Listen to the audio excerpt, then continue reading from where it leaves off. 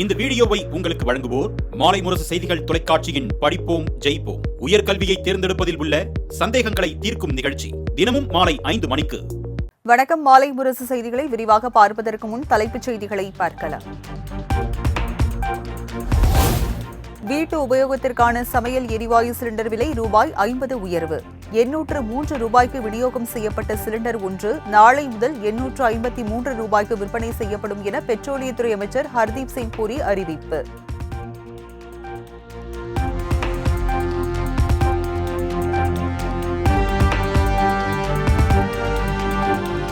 Petrol diesel மீதான கலால் வரியை மேலும் 2 ரூபாய் அதிகரிப்பு. மத்திய அரசின் நடவடிக்கையால் மக்கள் கடும் அதிருப்தி.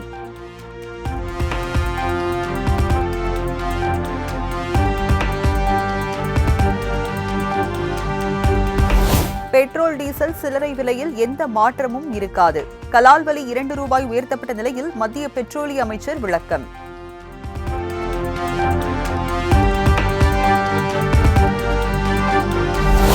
ஜம்மு காஷ்மீர் சட்டப்பேரவையில் வக்ஃப் சட்ட திருத்தம் குறித்து விவாதிக்க அனுமதி மறுக்கப்பட்டதாக புகார்.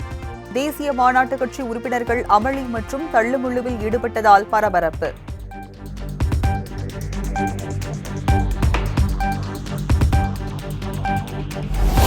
வக்ஃப் திருத்த சட்டத்திற்கு எதிராக திமுக சார்பில் உச்சநீதிமன்றத்தில் வழக்கு. அரசியலமைப்பின் அடிப்படை உரிமைகளை மீறும் வகையில் உள்ள வக்ஃப் திருத்த சட்டத்தை ரத்து செய்ய வலியுறுத்தல்.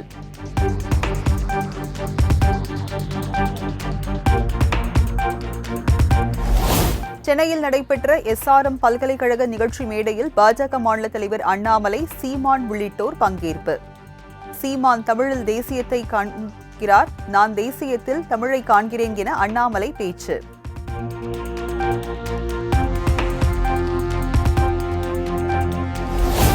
அண்ணா பல்கலைக்கழக மாணவி பாலியல் வழக்கில் உரிய முகாந்திரம் இருப்பதால் ஞானசேகரனை வழக்கில் இருந்து விடுவிக்க கூடாது. மகளிர் சிறப்பு நீதிமன்றத்தில் தமிழக அரசு பதில்.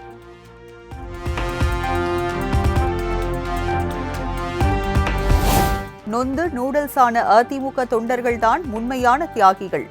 சட்டப்பேரவைக்கு அதிமுகவினர் தியாகி யார் என்ற பதாகையுடன் வந்த நிலையில் முதலமைச்சர் சாடல்.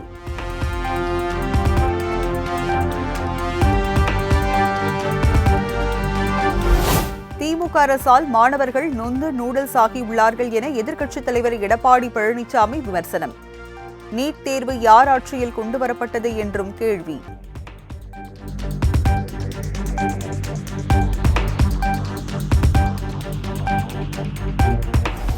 அதிமுக எம்எல்ஏக்கள் அனைவரும் பேரவையில் இருந்து வெளியேறிய நிலையில் செங்கோட்டையன் தனித்து செயல்பாடு. கவன ஈர்ப்பு தீர்மானத்தின் மீது செங்கோட்டையன் தனி ஆளாக பேசியதால் வலுக்கும் உட்கட்சி பூசல்.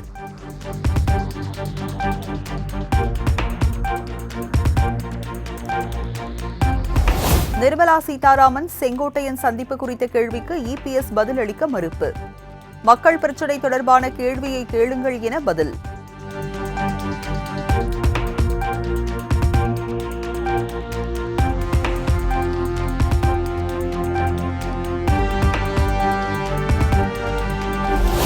டாஸ்மாக் தொடர்பான வழக்கை வேறு மாநிலத்தில் நடத்த உச்சநீதிமன்றத்தில் கேட்பது ஏன் என இபிஎஸ் கேள்வி. வழக்கு வேறு மாநிலத்திற்கு சென்றால் யாரும் கண்டுகொள்ள மாட்டார்கள் என திமுக அரசு நினைப்பதாக குற்றச்சாட்டு.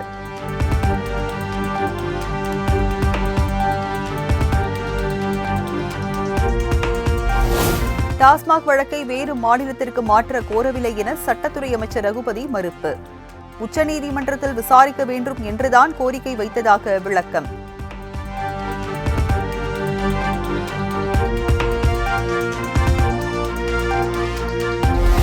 சட்டப்பேரவையில் பதாகை ஏந்தியதாக அதிமுக உறுப்பினர்கள் 13 பேர் கூட்டத்தொடர் முழுவதும் சஸ்பெண்ட் செய்யப்பட்ட விவகாரம்.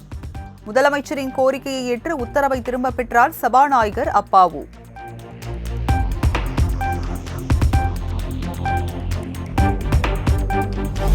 பிரதமர் மோடியின் இலங்கை பயணத்தின் போது கச்சத்தீவு பற்றி பெரிய முன்னெடுப்பு இல்லை என முதலமைச்சர் மு.க.ஸ்டாலின் விமர்சனம். இலங்கை சிறையில் உள்ள 97 மீனவர்களை விடுவிக்கவும் நடவடிக்கை இல்லை என குற்றச்சாட்டு.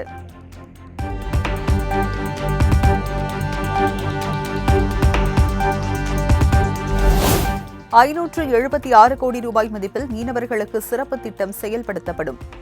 110 விதியின் கீழ் முதலமைச்சர் மு.க.ஸ்டாலின் அறிவிப்பு.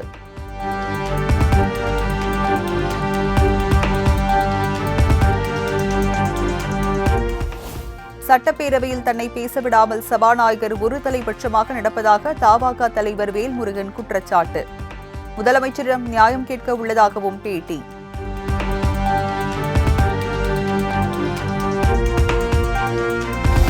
சென்னையில் 10 இடங்களில் அமலாக்கத்துறை அதிகாரிகள் சோதனை. அமைச்சர் KN நேருவின் சகோதரர் ரவிச்சந்திரன் தொடர்புடைய இடங்களில் நீடிக்கும் ரெய்ட்.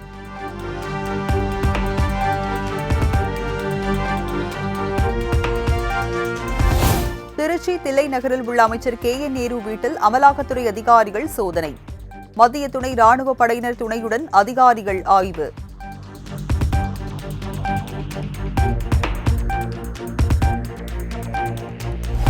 கோவை மசக்காளிப்பாளையம் அமைச்சர் நேருவின் தம்பி மணிவண்ணன் வீட்டில் அமலாக்கத்துறை சோதனை.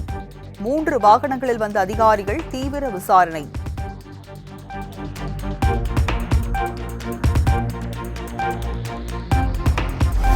நாடு முழுவதும் அமலாக்கத்துறையினர் பாஜகவின் கூட்டணி கட்சி போன்று செயல்படுகிறது. சட்டத்துறை அமைச்சர் ரகுபதி விமர்சனம்.